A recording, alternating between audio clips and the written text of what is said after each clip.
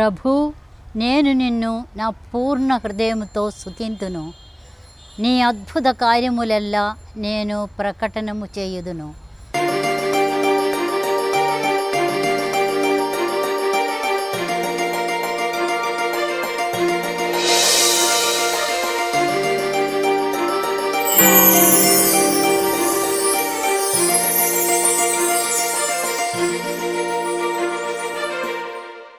ప్రియమైన దివ్యవాణి టీవీ ప్రేక్షకులారా, త్రియేక దేవుని పేరిట మీకందరకు శుభాభివందనములు. నా పేరు సిస్టర్ గ్రేసీ బిఎస్సిజే, బెనడిక్టన్ సిస్టర్స్ ఆఫ్ క్రీస్తు జ్యోతి సభకు చెందినదాన్ని. నేను కేరళలో కోటయం డిస్ట్రిక్ట్లో మానానం అనే గ్రామములో జన్మించాను. మా నాన్న శ్రీ జోసెఫ్, మా అమ్మ శ్రీమతి అన్నమ్మ. నాకు 3 అన్నలు, 1 చెల్లి ఉంది. నేను 1-2 తరగతి నా పుట్టిన ఊరిలో చేసిన తర్వాత మా కుటుంబము కోటయం డిస్ట్రిక్ట్ నుంచి వయనాడు డిస్ట్రిక్టుకు తరలి వచ్చినాము. అక్కడ 3వ తరగతి నన్ను చర్చ్ స్కూలులో చేర్పించినారు. అక్కడ 3వ తరగతి నుంచి 7వ తరగతి వరకు నేను అక్కడే చదువుకున్నాను. అక్కడ సిస్టర్లు కూడా చదువు చెప్పేవాళ్ళు. అలా 7వ తరగతి వరకు నేను చదివినప్పుడు నేను కూడా ఒక సిస్టర్ అయితే బాగుండేది అని నాకు అనిపించింది. కానీ 7వ తరగతి తర్వాత నేను హై స్కూల్కి వెళ్ళినాను. అది 3 కిలోమీటర్ల దూరం ఉండేది మా ఇంట్లో నుండి. అక్కడ నేను స్కూల్కి వెళ్తూ ఉంటే నా నాన్న చెప్పేవాళ్ళు, బిడ్డ నీవు నడవలేరు, ఈ 3 కిలోమీటర్లు నడవలేరు, నీవు బస్సుకు వెళ్ళండి, నేను నీకు పాస్ తీసి ఇస్తానని చెప్తే నేనే చెప్పినాను నా నాన్నతో, వద్దు నాన్న నేను నడిచే వెళ్తాను అని నేనే నడిచి వెళ్ళేదాన్ని. అట్లా నేను 10వ తరగతి వరకు నేను అక్కడ ఆ హై స్కూల్లో కంప్లీట్ చేసుకొని తర్వాత నేను కాలేజీకి పోలేకపోయినాను. ఎందుకంటే మా ఊరిలో అప్పుడు కాలేజీ లేదు. వయనాడు డిస్ట్రిక్ట్ అనేది ఒక అండర్ డెవలప్డ్ ఏరియా, ఒక కొత్త డిస్ట్రిక్ట్ కూడా. అందుకు నాకు అక్కడ కాలేజీ పోయే సౌకర్యము రాలేదు.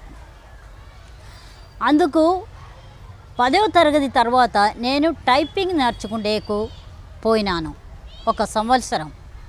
అది కూడా మా ఇంట్లో నుంచి 1.5 కిలోమీటర్లు నడిచి మానందవాడి టౌన్కు పోయి టైపింగు టైలరింగు 2 ఒకేసారి నేర్చుకున్నాను. ఆ టైంలో నేను నా పిలుపు గురించి మళ్ళా నాకు గుర్తు వచ్చి నేను ఒక సిస్టర్గా పోవాలా వద్దా అని నేను బాగా ఆలోచన చేసినప్పుడు నాకు ఈ దేవుని కోసం జీవించాలంటే బాగా మంచిగా ఒక మంచి వ్యక్తిగా జీవించగలగాల, తప్పు లేకుండా జీవించగలగాల అని ఒక ఆలోచన నాలో కలిగేది. అప్పుడు నేనేమనుకున్నానంటే, నేను ఎట్లయినా ఏం తప్పు చెయ్యకుండా జీవించలేను, అది నాకు సాధ్యం కాదు.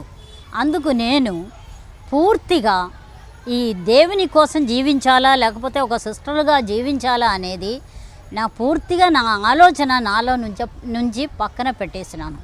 ఇలా ఉండగా నా 2వ అన్న ఎపిలెప్సీ రోగంతో చనిపోయినారు. అది తరువాత 1974లో నా పెద్దన్న చనిపోయినారు. నా పెద్దన్న యొక్క కాలగమనం నాకు చాలా బాధ కలిగించింది. నా ఇంట్లో నుంచి నేను బయటికి రావడానికి నా పెద్దన్న కాలగమనం మొదటి మెట్టు. అప్పుడు నేను అనుకుంటేదాన్ని, ఇంట్లోనే ఉండిపోతే ఒక బ్రాడ్ మైండెడ్నెస్ రాదు, చాలా నారో మైండెడ్లో పెరగాల్సి వస్తుంది. అందుకు నేను ఎక్కడైనా బయటకి పోయేది మేలే అని నా మనసులో ఉండేది. అప్పుడు నా ఒక ఫ్రెండ్ వాళ్ళ ఒక ఆంటీతో, సిస్టర్గా ఉన్న ఒక ఆంటీతో ఈమె వెళ్ళిపోయిందని నేను విన్నాను. అప్పుడు ఏమనుకున్నానంటే, ఈ మా పెద్దన్న చనిపోయిన ఆ కాలంలోనే ఒక 3 months పెద్దన్న చనిపోయి 3 నెలలు మాత్రమే నేను ఇంట్లో ఉన్నాను. 3 నెలల తర్వాత నేను ఇంట్లో నుంచి బయటికి వచ్చేసినాను. నా అమ్మతో నేను నా ఫ్రెండ్ ఇట్లా పోయినారు కదా, ఒక సిస్టర్తో పాటు, వాళ్ళ ఆంటీ సిస్టర్తో పాటు పోయినారు కదా, నేను కూడా పోతే బాగుండేది అని నేను నా అమ్మతో చెప్తే, నా అమ్మ ఆ సిస్టర్ ఫ్యామిలీ మా ఫ్యామిలీ ఫ్రెండ్స్ ఆ సిస్టర్ దగ్గర పోయి ఈ విషయాలు మాట్లాడి అన్నీ అరేంజ్మెంట్ చేసుకొని నా అమ్మ వచ్చేసినారు. అట్లా నేను 1974 అక్టోబర్ నెలలో నేను ఈ సిస్టర్తో కలిసి ఆంధ్రప్రదేశ్కు ఫస్ట్ వచ్చేసినారు. ఈ సిస్టర్ అయితే సెయింట్ ఆన్స్ ఆఫ్ ప్రావిడెన్స్లో సిస్టర్గా ఉండి తన సభ వదిలిపెట్టి ఒక ఆశ్రమంలో చేరి తర్వాత ధర్మవరం అనే స్థలములో ఒక స్కూలు మొదలుపెట్టినారు. అక్కడ నేను నా మాదిరి కొన్ని యంగ్ లేడీస్ ఆమెతో పాటు జాయిన్ చేసినారు. అందరము కేరళ నుంచే. అట్లా జాయిన్ చేసి అలా మేము కొన్ని సంవత్సరాలు ఉండగా చిన్నగా ఇది మేము 1981లో 8 మంది మా మొదటి మాటపట్టు తీసుకున్నాము. మొదటి మాటపట్టు తీసుకున్న తర్వాత మేము మా లైఫ్లోకి, అంటే మాకు స్కూల్ ఉన్నది కాబట్టి చాలా వరకు మేము స్కూల్లో చదువు చెప్పడానికి పోయేవాడు. మా మదర్ ఎలిజబెత్, మేము she was sister of providence. ఆమె ప్రావిడెన్స్ సికింద్రాబాద్లో ఒక సిస్టర్గా ఉండి ఆమె తన సభ వదిలిపెట్టి ట్రిచ్చిలో ఒక ఆశ్రమంలో చేరి, ఫాదర్ బీడ్ గ్రిఫిత్స్ ఆశ్రమంలో చేరి, తర్వాత ఇక్కడ ధర్మవరం అనే స్థలంలో వచ్చి ఒక కాన్వెంటు స్కూలు కలిసి ఓపెన్ చేసి మేము అక్కడే ఉంటున్నాము. చిన్నగా ఈ నోవిషెట్లో నుంచి మాకు ప్రార్థన అది అంత ఎక్కువ ఉన్నది కాబట్టి అది మేము చిన్నగా ఒక సభగా ఏర్పడి 1981లో మేము సిస్టర్గా ఫస్ట్ మాటపట్టు తీసుకున్నాము. మా లైఫ్ అట్లా ముందుకు సాగుతూ ఉండేది. స్కూలు, మళ్ళా మా ప్రార్థన, మా స్పిరిచువల్ రీడింగ్ అట్లాంటిది అంతా మేము ప్రార్థనలో ఎదుగుతూ ఉన్నాము. అయినప్పటికీ మాకు ఏ కొత్త కాంగ్రిగేషన్ అయినా చాలా కష్ట నష్టాలు వచ్చేది, చాలా ఒడిదుడుకులు కష్టాలు ఉండేది. ప్రతి ఒక్క కొత్త కాంగ్రిగేషన్కు అది ఉండేది. అట్లా మేము జీవన్ జ్యోతి సభగా అక్కడ ఉంటున్నాము. మేము ఇప్పుడు అయ్యే ఆ సభ పేరు జీవన్ జ్యోతి. తర్వాత ఒక 10 సంవత్సరము మా లైఫ్ అట్లా కొనసాగింది. అట్లా కొనసాగిన తర్వాత 1992వ సంవత్సరంలో bishop of Kadapa, bishop S A Arulayya, bishop of Kadapa and the apostolic administrator of Kurnool diocese, ఆయన ఆధ్వర్యములో మేము ఒక 30 మంది సిస్టర్లము. 81లో మేము ఫస్ట్ మాటపట్టు తీసుకున్నాము. 10 సంవత్సరాల తర్వాత ఒక 30 మంది సిస్టర్లము బిషప్ ఎస్ఏ అరుళయ్య ఆధ్వర్యములో కడప డయాసిస్కు వచ్చేసినాము. కడప డయాసిస్కు వచ్చిన తర్వాత ఫాదర్ ఎస్ చిన్నప్పను మా స్పిరిచువల్ డైరెక్టర్గాను, father Chitta Thomas the then vicar general of Kadapa diocese, ఆయనని మా డైరెక్టర్గాను నియమించినారు. అప్పుడు మేము జీవన్ జ్యోతి సిస్టర్స్ అని పిలువబడినది.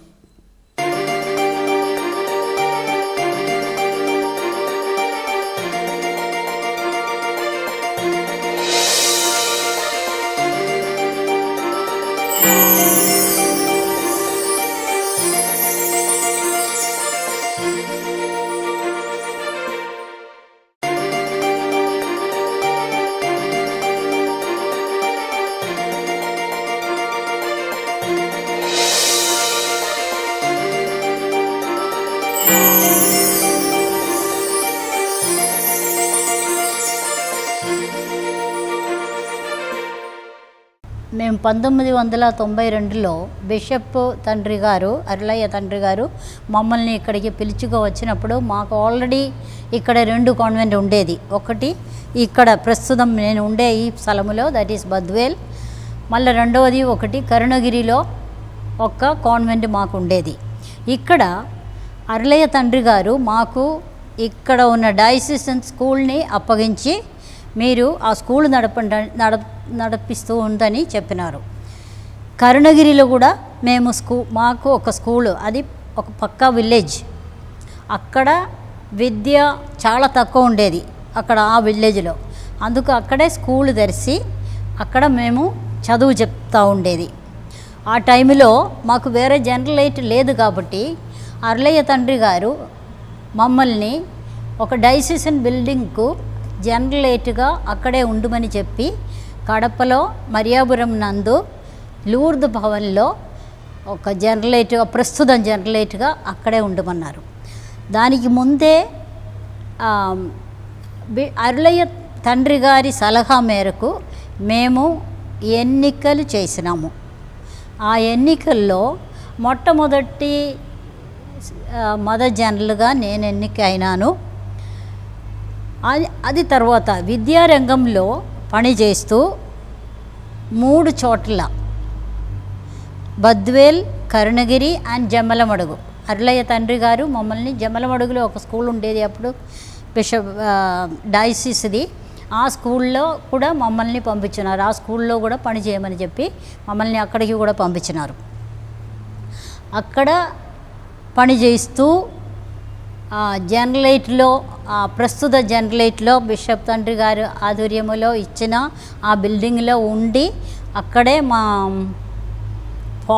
పోస్లెన్స్ అందరూ కొందరు మాత్రమే ఉన్నారు అప్పుడు పోస్లెన్స్. అక్కడ జనరలైట్లోనే ఉండి వాళ్ళకు ట్రైనింగ్ ఇస్తూ ఈ స్కూళ్ళు నడిపిస్తూ మేము ఆ టైంలో మేము కడపలో కొంచెం స్థలం కొని మా జనరలైట్ కట్టించి 1999లో జనరలైట్ ఓపెనింగ్ నిర్వహించినాం.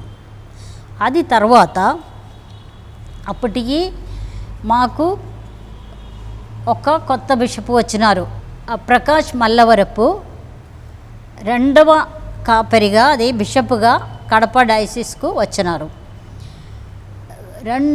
2000లో మాకు 2వ ఎన్నిక చాప్టర్ మా సభకు బెనడిక్టన్ సిస్టర్స్ ఆఫ్ క్రీస్తు జ్యోతికి 2వ ఎన్నిక జరిపినాము. 2వ ఎన్నికలో కూడా నేను 2వసారి మదర్ జనరల్గా ఎన్నికైనాను. తర్వాత మా బెనడిక్టన్ సిస్టర్స్ ఆఫ్ క్రీస్తు జ్యోతి దాని యొక్క పేరుకు తగ్గట్టు చీకటిని పారద్రోలి ప్రభు ఒక వెలుగు నింపుతూ విద్యారంగంలో మేము కృషి చేస్తూ వచ్చినాము. వైద్య రంగంలో పనిచేస్తూ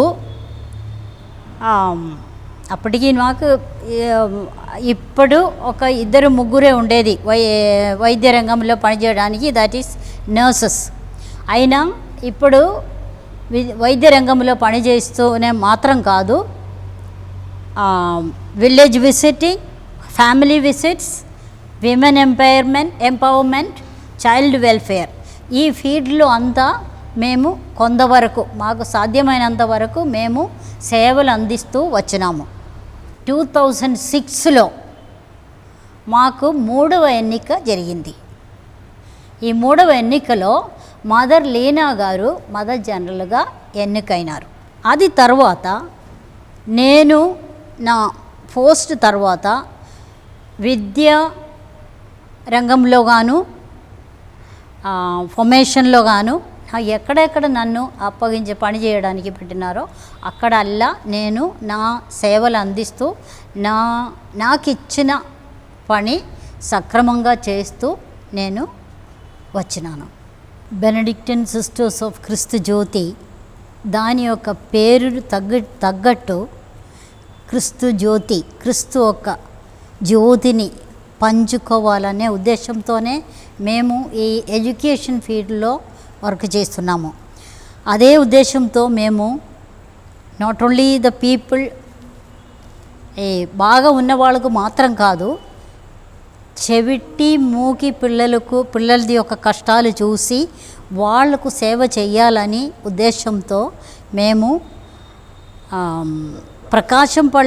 ప్రకాశంపల్లిలో ఇది కడప నుంచి ఒక 10 కిలోమీటర్ల దూరం ప్రకాశంపల్లిలో ఒక deaf and dumb school, Asha Nilayam అనే డెఫ్ అండ్ డమ్ స్కూల్ మేము మొదలుపెట్టినాము 2006లో. అదే టైంలోనే నేను నా ట్రాన్సిషన్ పీరియడ్ వచ్చింది, మాకు చాప్టర్ జరిగింది, నేను ట్రాన్సిషన్ అయినాను. అంటే నా తర్వాత నా సక్సెసర్గా మదర్ లీనా ఎన్నుకోబడినారు. ఆమె టైంలోనే ఈ deaf and dumb school construction జరిగింది. మళ్ళా చాలా కష్టం ఉన్నింది మాకు ఆ టైంలో. డెఫ్ అండ్ డమ్ స్కూల్లో పిల్లల్ని రాబట్టడానికి పిల్లలు చాలామంది చుట్టుప్రక్కల డెఫ్ అండ్ డమ్ స్టూడెంట్స్ ఉన్నారు, కానీ ఎవరు అంత తొందరగా, ఎందుకంటే మేము ఫస్ట్ స్టార్ట్ చేసినాం, కానీ అంత తొందరగా పిల్లలు వచ్చేది కాదు. డెఫ్ అండ్ డమ్ పిల్లలు ఉన్న ఇంటికి, ప్రతి ఒక్క ఇంటికి పోయి వాళ్ళకు మాట్లాడి వాళ్ళకు నచ్చజెప్పి మేము పిల్లల్ని పిలుచుకొని వచ్చేది. అట్లా మాకు ఒక ఫస్ట్ ఇయర్లోనే ఒక 80 మంది పిల్లలు వచ్చినారు. మళ్ళీ అది పెరుగుతూ 120 మంది వరకు వచ్చినారు డెఫ్ అండ్ డమ్ స్టూడెంట్స్. చాలామంది మా దగ్గర చదివిపోయి ఇప్పుడు ఉద్యోగంలో కూడా వాళ్ళు బాగా మంచిగా మెలుగుతున్నారు. తర్వాత కూడా వాళ్ళు వదిలిపెట్టిపోయిన తర్వాత మా స్కూల్ జీవితం తర్వాత 10th క్లాస్ తర్వాత వేరే కాలేజీకి పోయిన తర్వాత కూడా మేము వాళ్ళకు కొంతవరకు హెల్ప్ ఇచ్చినాము. దట్ ఈస్ మానిటరీ హెల్ప్ కూడా మేము ఇచ్చినాము. అదే మాదిరి మేము వాళ్ళని పైకి తెస్తున్నాము. ఇప్పుడు కూడా అది కొనసాగుతూ ఉంది. తర్వాత ఇప్పుడు మా క్యారిజం ఏమంటే ప్రభు ఒక్క వెలుగు ఇతరులకు పంచాల, ఎస్పెషలీ ప్రత్యేకముగా విద్యారంగంలో. వైద్య రంగంలో మేము చిన్నగా ఎదుగుతున్నాము. కొందరు మాత్రమే ఇప్పుడు నర్సుగా పని చేస్తున్నారు.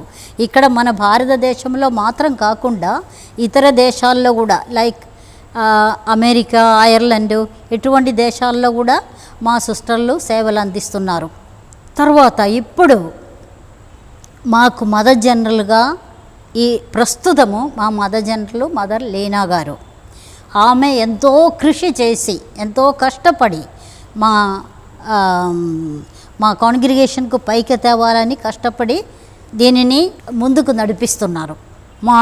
మాది ఒక స్టార్టింగ్ కాబట్టి చాలా కష్టాలతో కూడింది. ఫస్ట్ ఈ సిస్టర్లతో ఉన్న జీవితము, సిస్టర్లతో వచ్చిన తగాదాలు, సిస్టర్లతో మేమందరము ఒకే లైన్లో ఒకే టైంలో వచ్చినాం కాబట్టి అందరూ మాకు తెలుసు అని ఇతరులు చెప్పేది మేము వినే పని లేదు. అటువంటి ఒక దృక్పథంలో ఉండేది కూడా సిస్టర్లు. అయినా దేవుని యొక్క కృప మా పైన మెండుగా ఉందని నేను నిజంగా నమ్ముతున్నాను. ఎందుకంటే మేము ఏం చేయలేదు. ఎందుకంటే అది పూర్తిగా దేవుని యొక్క కృపే. మేము ఇప్పుడు ఈ స్థాయిలో ఎదిగినామంటే, బెనడిక్టిన్ క్రీస్తు జ్యోతి సిస్టర్స్గా ఎదిగినామంటే అది పూర్తిగా ప్రభు ఒక కృప. ఎందుకంటే మేము ప్రభువు ఇస్రాయేల్ ని ఎట్లా ఈజిప్ట్ నుంచి నడిపించినారో అదే మాదిరి నడిపించబడిన వారు మేము. తప్పకుండా బిషప్ అరుళయ్య తండ్రి గారు ఆధుర్యం ఉన్నింది కాబట్టి మేము ఇప్పుడు ఈ స్థాయిలో నిలబడుతున్నాము. ప్రస్తుతము మా బిషప్ సగినాల పోల్ ప్రకాష్ గారు మాకు ఎంతో అండదండగా ఉండి మమ్మల్ని మంచి మార్గంలో నడవడానికి, ప్రభు మార్గంలో నడవడానికి ఎంతో సహాయపడుతున్నాము. మేము ఆయనకు ఎంతో కృతజ్ఞతలము. తర్వాత ఇప్పుడు ఈ కాలములో మనకు ఒకేషన్స్ తగ్గిపోతున్నాయి. అదే మాదిరి ఫెయిత్ అంటే విశ్వాసము చాలా వరకు తగ్గిపోతూ ఉంది. పెరిఫెరల్ విశ్వాసమే, అంటే పైన విశ్వాసం ఉంది కానీ విశ్వాసం కొంచెం లోతుగా పోవడం లేదు. ఆ ప్రభువు మనతో ఉన్నాడు, ఆ ప్రభువు నిజంగా జీవిస్తున్నాడు. మనము గుడికి పోయినప్పుడు కానీ, పూజలో పాల్గొన్నప్పుడు కానీ,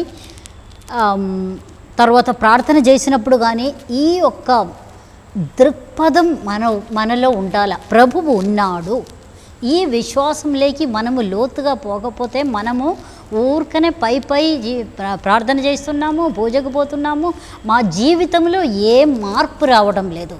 జీవితంలో మార్పు రావాలి. ప్రభువే చెప్పినారు, ప్రభు నన్ను పిలిచిన వాళ్ళు స్వర్గరాజ్యంలో ప్రవేశించరు, నా మాటలు ఆలగించి దాని ప్రకారం జీవించిన వాళ్ళు మాత్రమే స్వర్గరాజ్యంలో అడుగు పెడతారని ప్రభువే మాకు సలహా తన జీవితం ద్వారాను తన మాటల ద్వారాను మాకు నేర్పించినారు. అందుకు మనము విశ్వాసంలో పెరిగేది చాలా తక్కువ ఉంది. ఈవెన్ సిస్టర్లు కానీ, ఫాదర్లు కానీ, ప్రజలు కానీ విశ్వాసం ఒక గట్టి పడాలి. అది పెరిఫెరల్లో ఉండకపోతే పైన మాత్రం ఉండకుండా దానిలో మనము లోతుగా పెరిగేది చాలా ముఖ్యం. అట్లా లోతుగా పెరిగితేనే మన యొక్క క్రైస్తవ జీవితంతో ఏదన్నా అర్థం ఉంటుంది. మళ్ళీ తల్లిదండ్రులకు ఒక మాట చెప్పాలని ఉంది. అదేమంటే పిల్లలను చిన్నప్పుడే కొంచెం ఆ విశ్వాసంలో పెంచేది తల్లిదండ్రులే విశ్వాసంలో పెరగాలి. ప్రతి ఒక్క ఆదివారం ఇక్కడ మనము చూస్తే ఇక్కడ మా ప్రాంతంలో ఆదివారం కూడా పూజకి పోవాలన్నా కొంచెం కష్టమే. అట్లా ఉంది. కానీ కొంచెం మేలే ఇక్కడ ఈ ప్రాంతంలో కొంచెం మేలు కనపడుతూ ఉంది. అయినా కూడా పిల్లల్ని కూడా మీతో పాటు పిల్లల్ని కూడా గుడికి పిలుచుకొని పోయేది, పూజలో పాల్గొనేది, వాళ్ళని విశ్వాసములో పెంచే ఒక బాధ్యత తల్లిదండ్రులకు ఎంతగానో ఉంది.